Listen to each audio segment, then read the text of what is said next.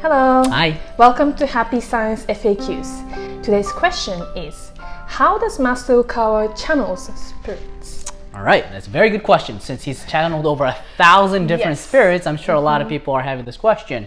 So how does he do it? I think there's many different angles to be able to answer that, but let me just explain how he does it when it's recorded in front of the video, which we can see at our temples.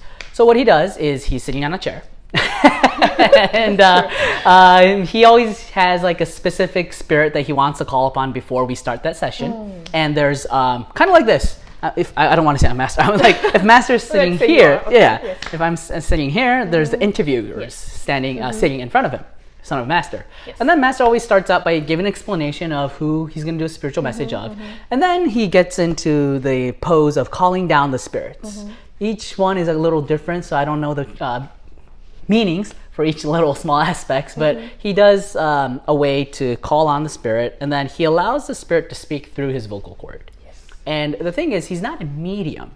A medium is you lose control and the spirit just kind of like takes over you. But master, he's kind of like he has like a part of him that's a referee at the same time. So he has his consciousness awakened, but also dormant to a level where the spirit can speak freely. But he doesn't get taken over. So he's not just a medium, he's like a spiritual master.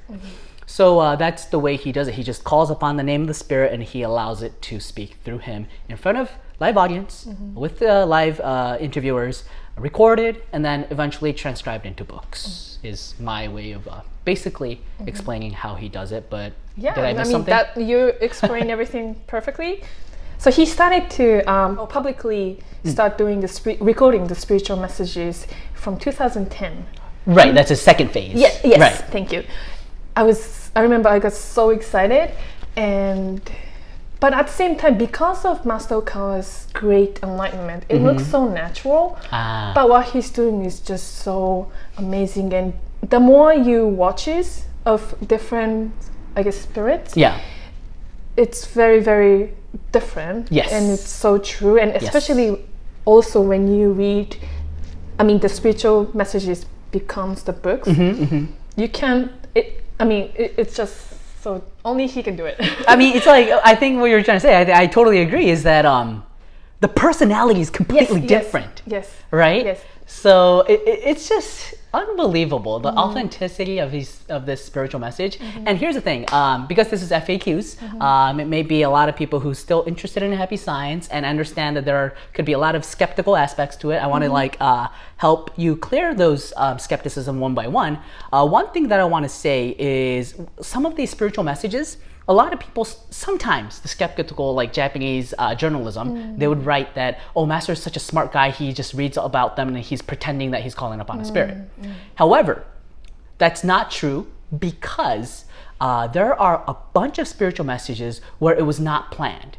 What I mean is such as Nelson Mandela. When Nelson Mandela passed away, after he got noticed, the news spread that he passed away, it was just a couple hours when Master did a spiritual message of him. And not only Nelson Mandela, there was Steve Jobs, was that kind of scenario. And not only them, but Japanese politicians and all these contemporary famous people, right after they passed away, he does it like within the next couple of hours. So that already proves that it's not pre-planned.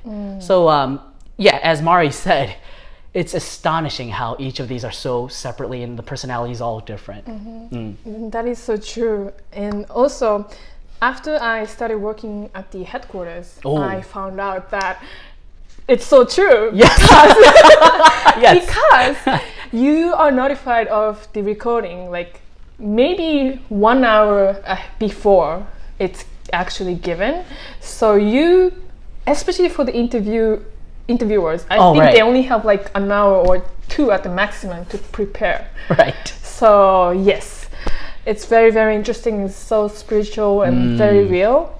And most of the time the spirits come to him instead of Master Okawa calls them, I think. That's another interesting point. Yeah, sorry it's going a little long, but since this is such an interesting topic, I think you can stay with us. But you're right.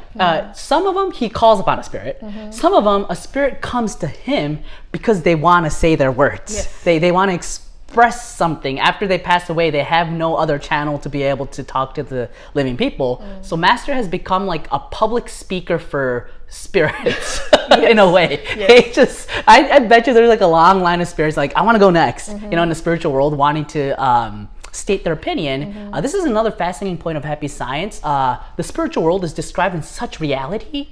It's not like, oh, after you die, you live in rest in peace forever. You know, it's not like that. It's like they're very vocal. Yes. They're still living. Afterlife isn't just an extension of this life in happy science teachings, but it's proved from each and every of these spiritual messages, I believe.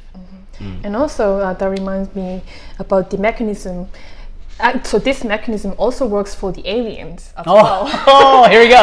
And because I don't want to keep this going on forever, but that's how Master Okawa also contacts the aliens, UFOs, and many of them already became books. So anything you would like to add?